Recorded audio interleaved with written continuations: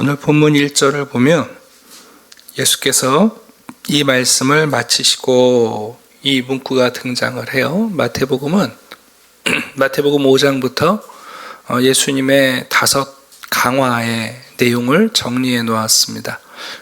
모세오경의 권위를 따라 예수님께서 새로운 모세이실 뿐만 아니라 하나님의 나라의 왕으로서 그분이 가르치시는 내용을 마태가 5가지 내용으로 구분을 해서 우리에게 소개를 했어요.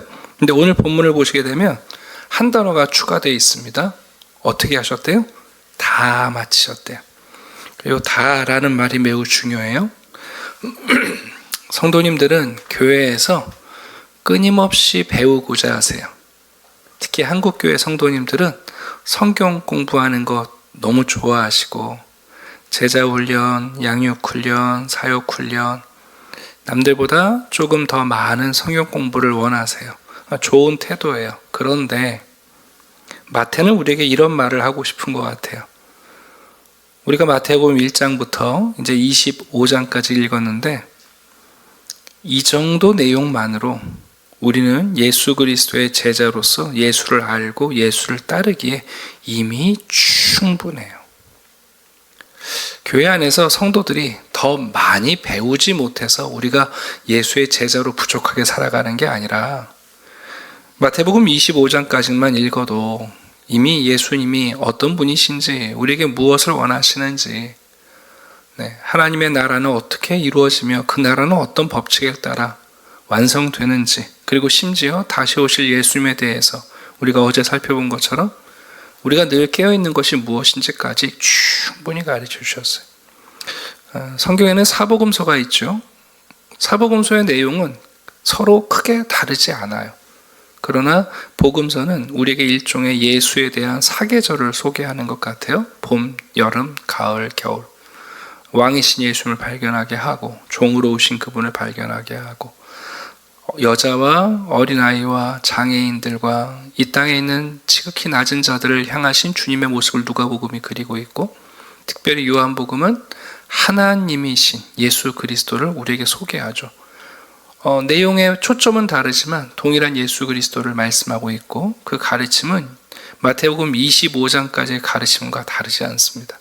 우리가 주일날 마가복음도 보고 있습니다만 여러분 이 정도면 우리 예수님에 대해서 충분히 알아요. 다 마치셨어요. 그리고 예수님은 마태복음에서 4번째 마지막으로 자신의 십자가 앞에 순환을 예고하십니다. 그게 바로 2절 내용이죠. 너희가 아는 바와 같이. 이 말은 앞에 있는 다 마치시고 라는 것을 다시 생각하게 해요. 예수님은 지금까지 하나님이 어떤 분이신지 성경이 예언한 메시아가 어떤 분이신지 예수님은 이 땅에 무엇을 하러 오셨는지를 가르치셨어요. 그리고 제자들에게 성경적으로는 3번 이상 자신이 앞으로 어떤 죽임을 당할지 누구에게 잡힐지 심지어 십자가를 지고 부활하실 것까지 말씀하셨어요. 얘기하시는 거죠. 너희가 아는 바와 같이. 여러분 우리도 다 알잖아요. 우리가 사순절 앞으로 고난주간 부활주일을 맞이합니다만 몰라서 그 절기를 지키는 게 아니에요. 다 알아요. 너희가 아는 바와 같이. 이틀이 지나면 6월절이라 예수님이 단정하십니다. 인자가 십자가에 못 박혀가기 위하여 이번 6월절에 팔리리라. 시간적으로 말하면 오늘 사건은 고난주간의 수요일에 해당되죠. 자, 그런데 재밌는 것은 예수님께서 자신의 순환을 예고하시는 그때 한편에 있는 대제사장들과 백성의 장로들도 여러분 관정에 모여서 예수를 죽이기로 논의합니다. 여기 나오는 대제사장 가야바는 장인이었던 안나스에 이어서 세습을 한 대제사장입니다. 여러분들이 가끔 잘 모르시는 게 있는데 예수님 당시에 대제사장을 누가 임명했을 것 같으세요? 백성들이 투표로? 아니겠죠? 장로회에서 선임했을까요? 놀랍게 로마가 임명했습니다. 아니 여러분, 유대의 종교의 수장이라고 할 수 있는 대제사장은 로마가 임명했습니다. 그러니까 안나스라는 대제사장이 대제사장을 하고 그의 사위인 가야바가 대제사장을 했다는 것은 이 가문이 로마의 편에 얼마나 친밀했을지 우리가 안 봐도 뻔한 거 아닙니까? 네, 한번 생각해 보세요 여러분. 이건 너무 뻔한 얘기잖아요. 그래서 여러분, 이들이 관정에 모여서 장로들과 함께 예수를 어떻게 죽일까 논의를 하고, 이번에도 역시 예수를 죽이기로 결정은 내렸습니다만 시점, 언제 할 거냐. 근데 6월절에는 안 된다. 왜냐하면 많은 백성들이 예루살렘에 오게 되고 백성들은 예수를 추종하고 있는데 이 6월절에 예수를 우리가 체포하게 되면 밀란이 일어난다.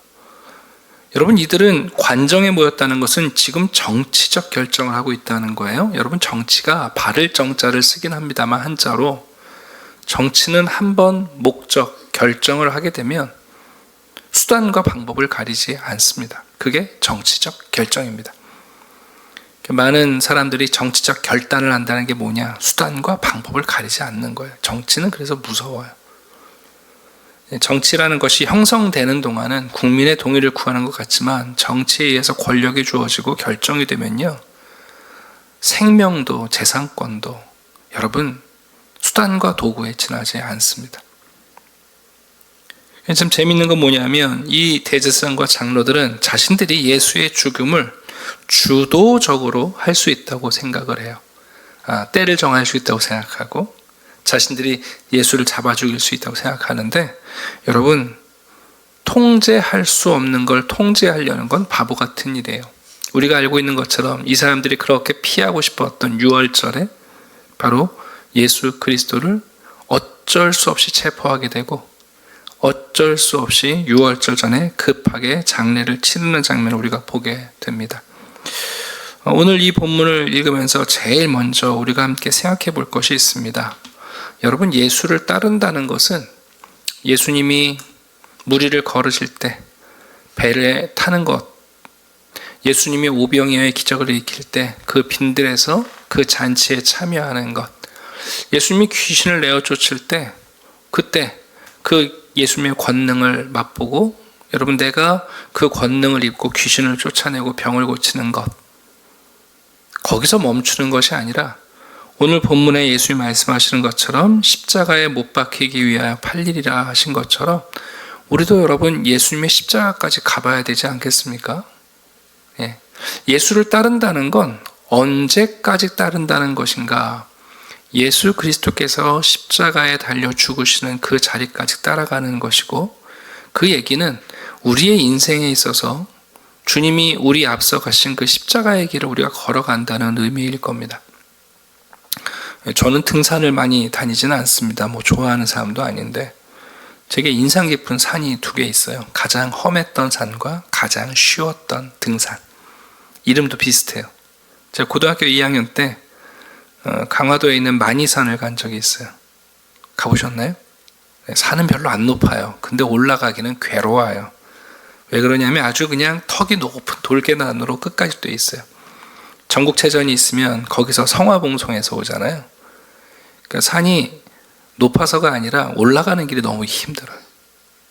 근데 이름이 비슷한데 저기 전주하고 논산 사이에 그 남원 사이에 가시면 마이산이 있어요. 당나귀 말귀처럼 생겼는데 거기는 정말 길이 편해요. 유모차 끌고도 가요. 네. 여러분, 예수를 따라간다는 게 어떤 산인가? 사람들은 처음에는 아름다운 산이라고 생각하고 예수를 따라가려고 해요. 여러분, 등산하다 보면 여러분 아실 거예요. 정상까지 올라가는 사람이 아니라 중간에서 약수물 먹고 내려가는 사람들도 많아요. 그러다가 시간 지나면 약수물이나 수돗물이나 그러고 이제 안 올라가는 거죠.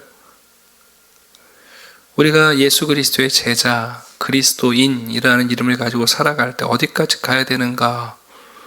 저는 십자가까지 가야 된다고 생각하는 사람이에요. 주님이 우리를 거기까지 부르셨으니까. 근데 꼭 마지막에 십자가에서 멈추잖아요. 네. 그리고 십자가에서 뛰어내려오는 사람들이 많잖아요. 부끄럽게도 오늘날 많은 목회자들이 마지막까지 십자가를 치는 게 아니라 마지막에 십자가에서 뛰어내리잖아요. 내가 그렇게 죽을 순 없다. 성도들도 그래요. 그렇게 젊어서 헌신하고 예수를 따르려고 했던 것 같은데 어느 순간부터 여러분 충분히 따랐다. 약수물은 먹어봤다. 그리고 멈춘다고요. 예수님은 지금 우리에게 자신의 십자가까지 따라오라고 이 말씀을 다 마치시고, 이 말씀을 다 마치신 이유는 뭐예요? 예수님의 십자가까지 따르라고 지금 얘기하시는 거 아니에요? 네. 적들, 원수들은 예수를 십자가에 못 박으려고 하고 있고 예수님은 그 십자가까지 가려고 하시잖아요. 우리도 거기까지 가야 되는 거예요. 그런데 성경은 놀랍게 6절부터 이 예수님의 십자가를 알아듣지 못하는 남정네들 사이에서 예수님의 십자가를 알아듣는 한 여인의 헌신을 기록하고 있는 거예요. 여러분, 예수님이 한두 번 말씀하신 게 아니고, 그리고 이미 유대의 분위기가, 이 6월절 분위기가 만만치 않은 거 조금만 감각 있는 사람은 다 알아요. 그러니 여러분, 인두세 거두러 다니는 사람이 야, 너희 선생님은 올해는 6월절 가시기 어렵지 않겠냐? 종교 지도자하고 부딪히면 심각한 일 벌어질 거 아니야? 하고 인두세 받으러 온 거고, 요한복음을 보면 헬라인들 가운데 몇 사람이 야, 저러다 예수님 종교 지도자들에서 죽임당하겠는데 우리가 정치적 망명을 하고 모셔가자. 그리고는 여러분, 제자들 찾아온 거예요. 예수님이 종교 지도자들과 충돌하고 있고 그 충돌의 마지막에 여러분 어떤 일이 벌어질지를 조금만 센스 있는 사람은 다 안다고요. 근데 여러분, 제자들은 그걸 거절하고 있죠. 야, 예수님이 가시면 예수님이 군인들 부르고 천사들 불러서 왕이 되실 거야. 그냥 희구, 근거도 없고 밑도 끝도 없는 자기들이 원하는 바람을 그냥 갖다 붙인 거예요. 그러나 여러분, 예수님의 이 발자취가 예수님의 죽음이 다가왔다는 사실을 아는 여인이 있는 거예요. 그게 바로 6절에서 13절에 나오는 이야기입니다. 베다니는 나사로가 사는 동네이기도 하죠. 베다니의 나병 환자 시몬이, 아마도 주님께서 이 나병 환자 시몬을 고쳐주셨을 거예요. 그래서 시몬이 예수님을 초대해서 여러분 식사를 할 때 한 여자가 귀한 향유 한 옥합을 가지고 예수님께 나아옵니다. 유대 여인들은 부유하지 않았어요. 요즘처럼 무슨 샤넬 넘버 5 사고 그런 게 아니라 이 향유는 평생토록 조금씩 돈을 모아서 결혼식 때 쓰는 향유예요. 거의 1년 연봉에 해당되는 금액입니다. 인도 나드에서 나오는 수입품이고 너무 귀하니까. 그래서 여러분, 그릇 자체가 목이 긴, 큰 것도 아니죠. 작은 목이 긴 그릇에 진흙으로 밀봉되어 있는 거예요. 그래서 이 향유를 쓰려면 목을 깨트려야 돼요.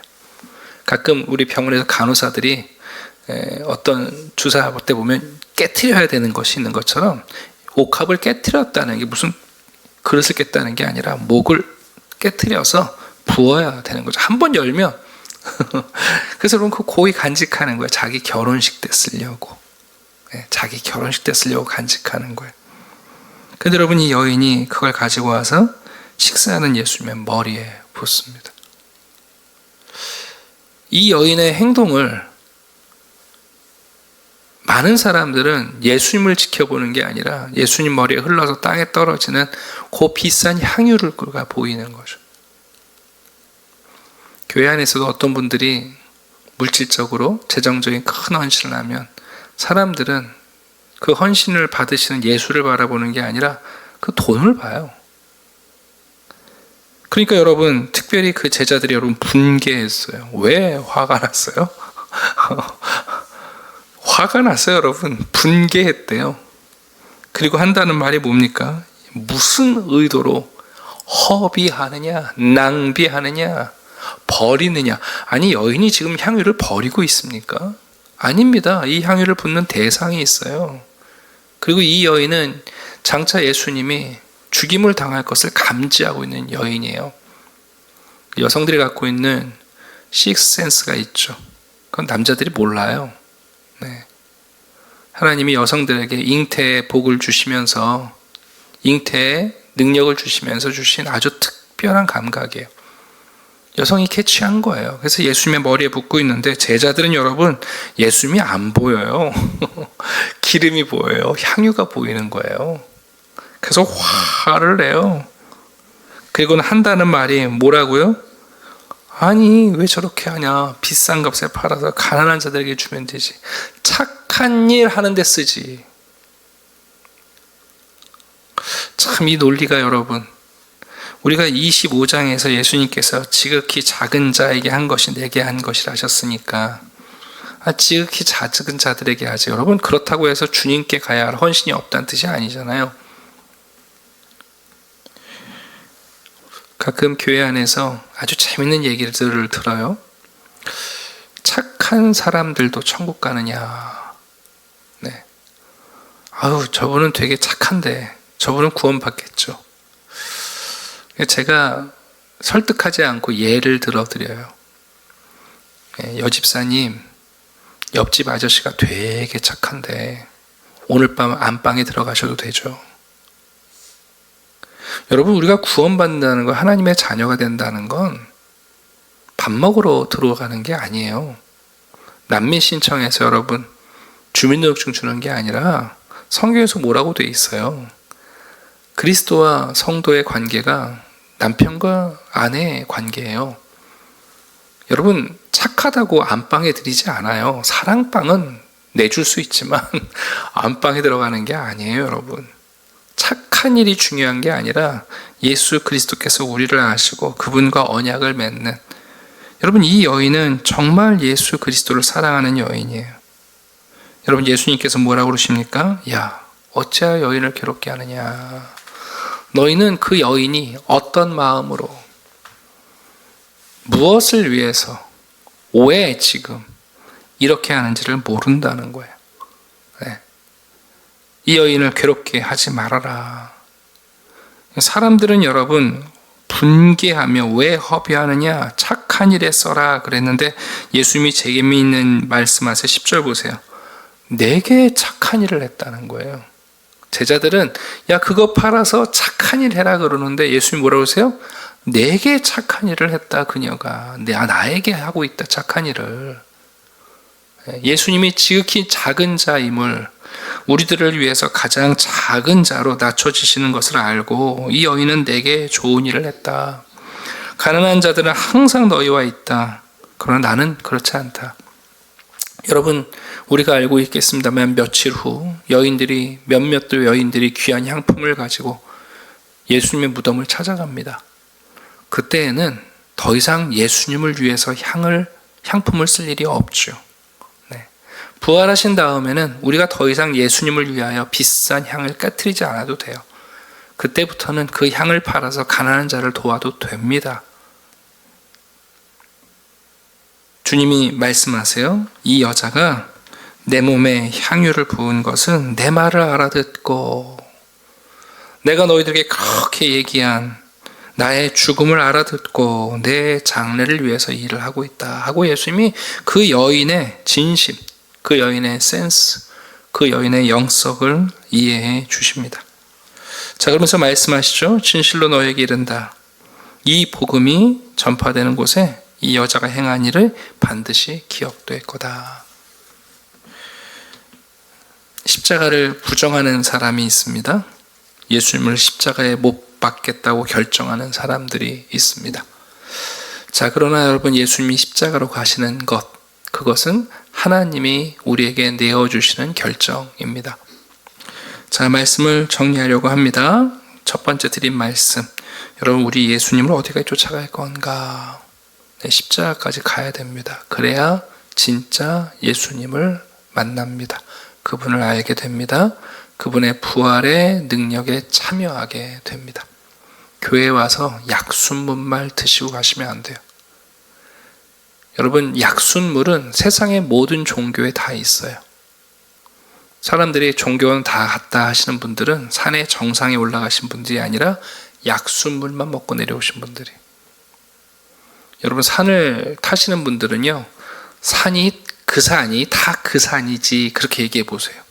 등산하신 분들이 동의하나? 요즘 또 어떤 점술가가 관악산이 뭐 길을 받는다고 지금 젊은이들이 여러분 관악산 줄 서서 올라가는 거 아세요? 여러분, 산을 오른 사람들은요, 그 산이 그 산이란 말에 동의하지 않아요. 하물며 여러분, 에이, 종교가 다 거기서 거기지. 그건 진짜 입구에서 발 담그고 내려온 사람들, 약숨을 먹고 내려온 사람들이 하는 얘기예요. 그리스도의 십자가까지 가본 사람들은, 여러분, 십자가는 오직 기독교, 예수 그리스도 안에만 있는 하나님의 놀라운 은혜입니다. 거기까지 가셔야 돼요. 네. 예수님은 거기까지 따라오라고 우리에게 말씀을 하셨습니다.